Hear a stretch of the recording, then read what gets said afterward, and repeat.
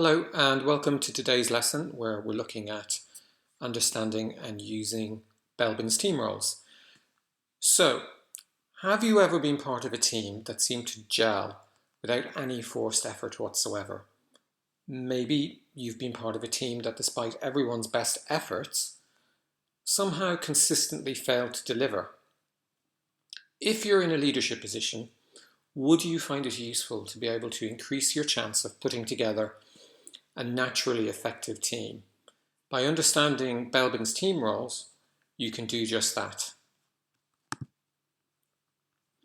Now, the Belbin team roles enable you to understand people's preferred behavior when working within a team. It's important to realize that we're talking about their behavior within the team and not their actual personality. A really simple way to think about Belbin team roles is to realize that there are two parts to any job. There's the what we are hired to do, and then there's how we do it. It's this second part that Belbin focuses on, the how we do it part.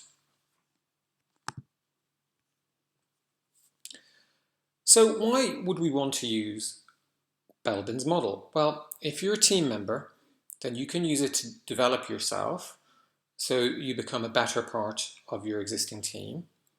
As a leader, if you're putting together teams, you can use it to create new teams in a more balanced way. And you can also use it to manage and rectify imbalances within an existing team. So where does the model come from? So Meredith Belbin developed his team roles model during the 1970s, and to do that he undertook two steps. So the first step he undertook was to get a load of managers in from all around the world, and then he studied them to identify their personality types and their preferred style of working. The second step was to put these people into teams made up of all different compositions, and by compositions I mean different personality types, and then ask them to perform complex tasks that involved teamwork. So from these experiments, three broad groups of behavior were identified, and over time, 9 distinct roles were identified, 3 roles per group. Now, along with identifying each team role, Belbin also identified characteristic weaknesses that tend to accompany each role. Now, Belbin called these allowable weaknesses, but you can think of them simply as areas to be aware of and potentially try and improve. So let's move on and look at all the different roles that he identified. So firstly, thinking-oriented roles. So these are the innovators of any team.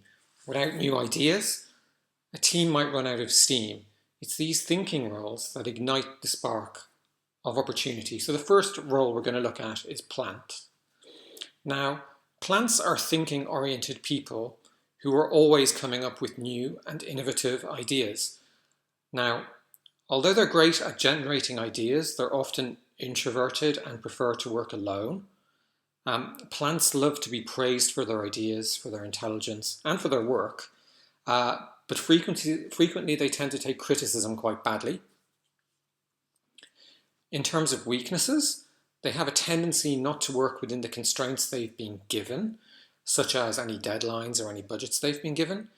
And they can also suffer from generating ideas that aren't actually practical. Monitor, evaluator. Now, these are people who are great at analysing the ideas and options that others generate.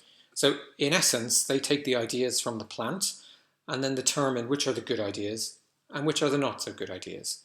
So basically, they're really great critical thinkers. In terms of weaknesses, then whilst being great critical thinkers, they can tend to lack drive, and that therefore results in a lack of ability to motivate others. They can also suffer from being overly critical of others. So finally, specialists.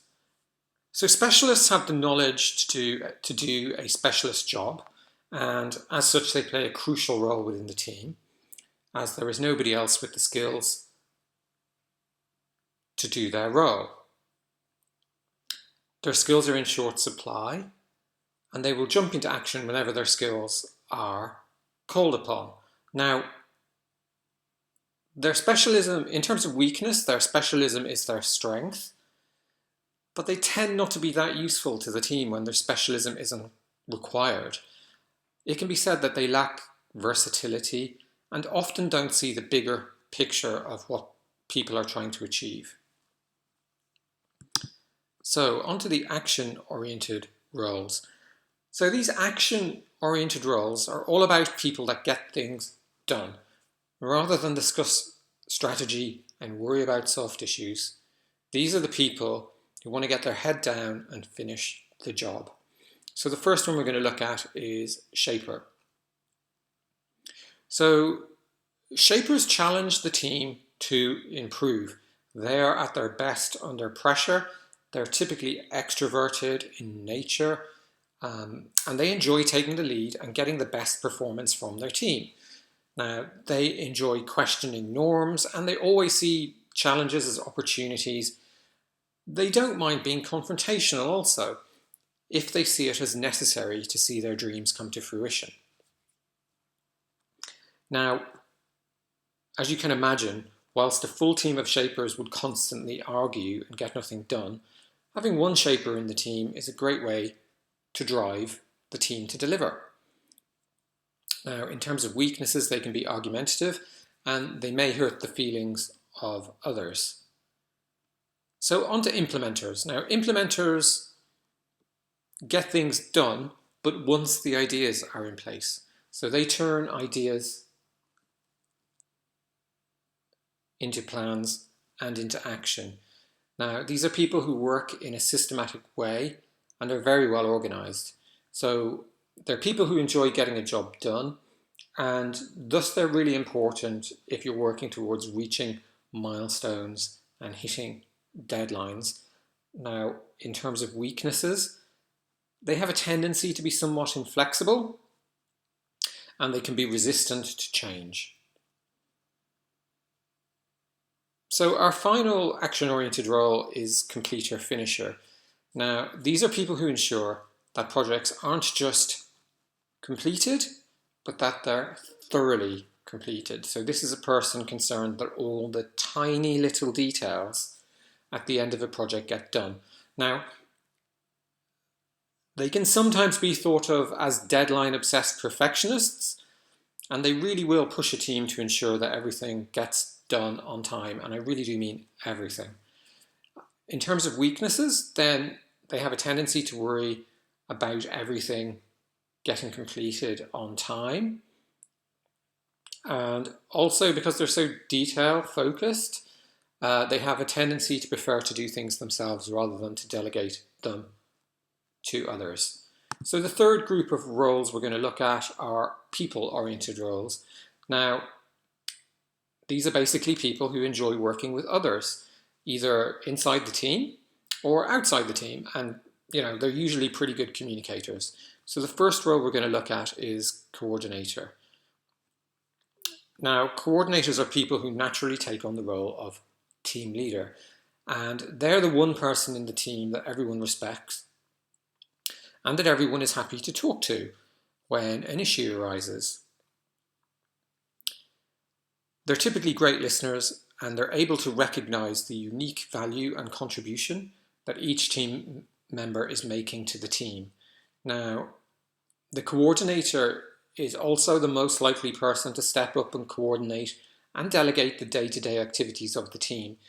And that applies even if the team is technically being controlled or run by a more senior manager.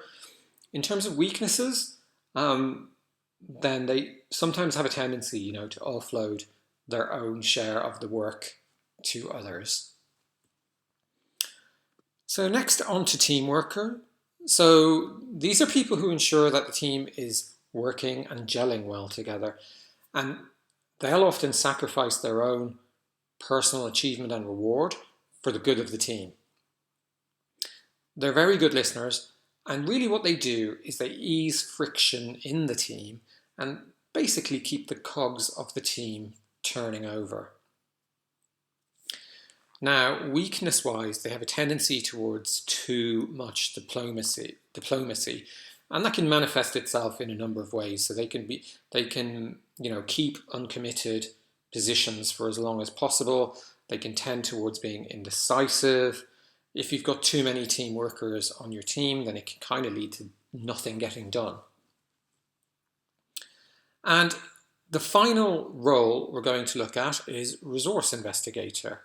Now, these are enthusiastic team members who love to think outside the box. They tend to be extroverted and they really enjoy working with external stakeholders to help the team achieve its objectives. In terms of weaknesses, they can be overly optimistic, but then contrary to that, they have a tendency to lose that interest quickly and just lose interest completely once that initial enthusiasm has gone. So far, we've looked at why you'd want to use the model.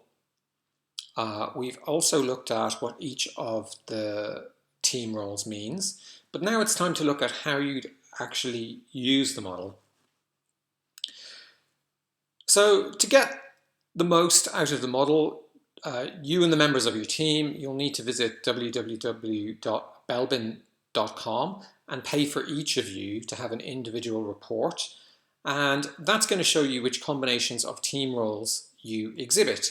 Now, it's obviously going to be much cheaper but less accurate as a way to do this if you just teach your team all about Belbin's team roles and ask them to self-assess which roles they believe are their primary and secondary behaviours within the team.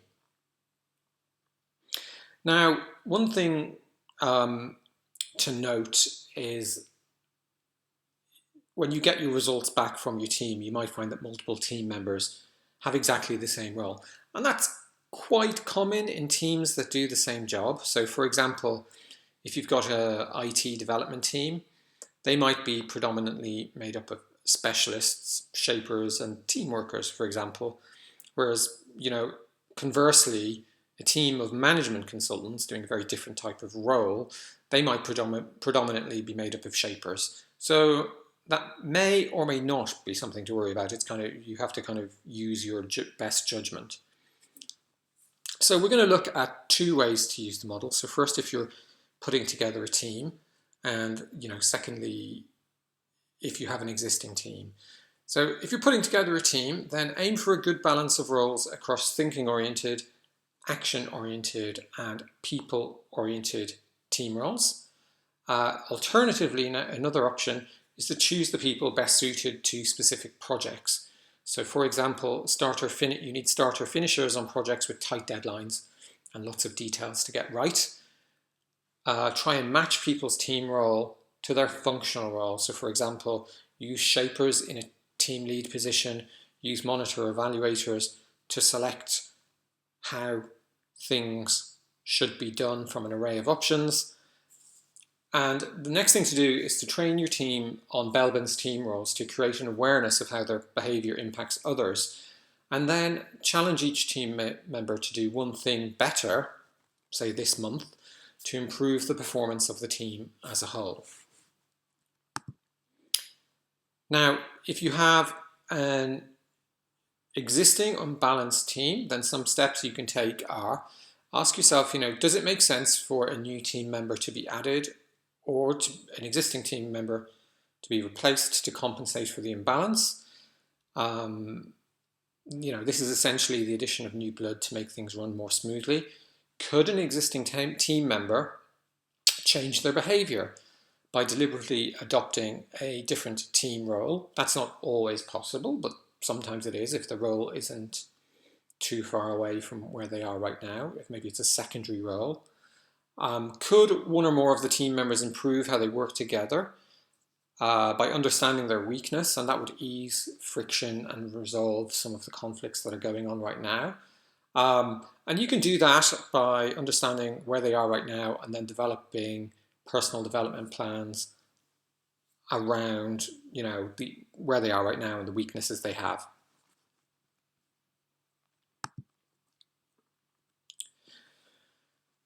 So, in summary, the 9 Belbin team roles were developed through the research of Meredith Belbin in the 1970s. These roles are categorized according to whether people have a preference for thinking, a preference for action, or a preference for working with other people. Now, by understanding and using the Belbin team roles, you can improve how, firstly, you behave as part of a team, and secondly, how you put together and develop teams. Now, if you feel like your existing team isn't performing, or that there are some tensions within the team, then using the Belbin model is a good place to start looking for answers.